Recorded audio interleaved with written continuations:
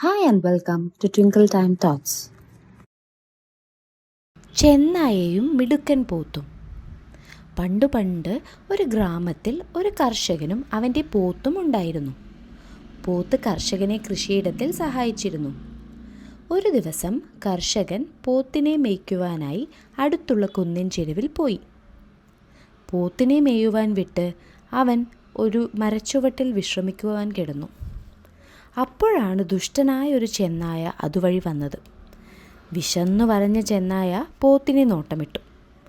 ഇന്നത്തെ ശാപ്പാട് കുശാലായി, ചെന്നായ ആലോചിച്ചു. പക്ഷേ ആ കർഷകനെ അവിടെ നിന്ന് മാറ്റണമല്ലോ. ചെന്നായ കർഷകനും പോത്തിനും അടുത്തേക്ക് ചാടി വീണു. നിങ്ങളോട് കുറച്ച് ചോദ്യങ്ങൾ ചോദിക്കാം, അതിനുത്തരം പറഞ്ഞില്ലെങ്കിൽ ഈ പോത്ത് എനിക്കുള്ളതാണ്, ചെന്നായ കർഷകനോടും പോത്തിനോടും പറഞ്ഞു. എന്തായിരിക്കും ചെന്നായ ചോദിക്കുക? കർഷകനും പോത്തും ആശ്ചര്യപ്പെട്ടു. ഇത്രയും ശക്തിയുള്ള കൊമ്പുകൾ ഉണ്ടായിട്ടും എന്തിനാണ് പോത്ത് കർഷകനെ സേവിക്കുന്നത്? ചെന്നായ ചോദിച്ചു. കാരണം ഞാൻ കൃഷിയിടത്തിൽ സഹായിച്ചാൽ എനിക്ക് വയറു നിറയെ ഭക്ഷണം തരും, പോത്ത് ഉത്തരം നൽകി. എന്നാലും ഇത്രയും ശക്തനായ പോത്തിനെ എങ്ങനെയാണ് വരുതിയിലാക്കുന്നത്? ഈ മാന്ത്രിക വടി ഉപയോഗിച്ചാണോ? കർഷകൻ്റെ വടി ചൂണ്ടിക്കാട്ടി ചെന്നായ ചോദിച്ചു. അല്ല, ഇത് മാന്ത്രിക വടിയൊന്നുമല്ല. അതിന് കാരണം ജ്ഞാനമാണ്.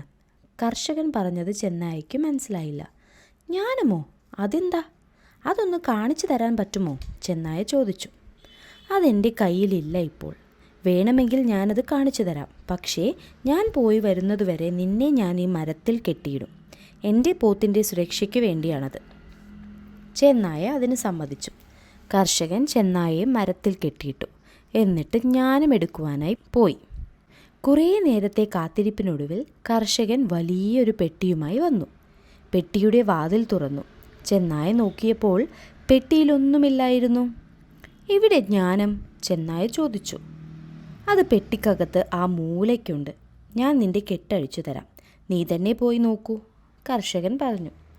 ചെന്നായ അത് നോക്കുവാൻ പെട്ടിക്കകത്ത് കയറിയപ്പോൾ കർഷകൻ പെട്ടിയടിച്ചു കളഞ്ഞു. ചെന്നായ പെട്ടിക്കകത്ത് കുടുങ്ങിപ്പോയി.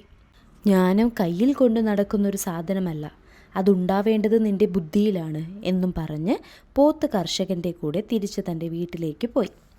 ചെന്നായിക്ക് തനിക്ക് പറ്റിയ അമളി മനസ്സിലായി. ഗുണപാഠം: ബുദ്ധിപൂർവം പ്രവർത്തിച്ചാൽ ഏത് സാഹചര്യത്തിൽ നിന്നും രക്ഷപ്പെടാം. Thank you for watching. Please like, subscribe our channel.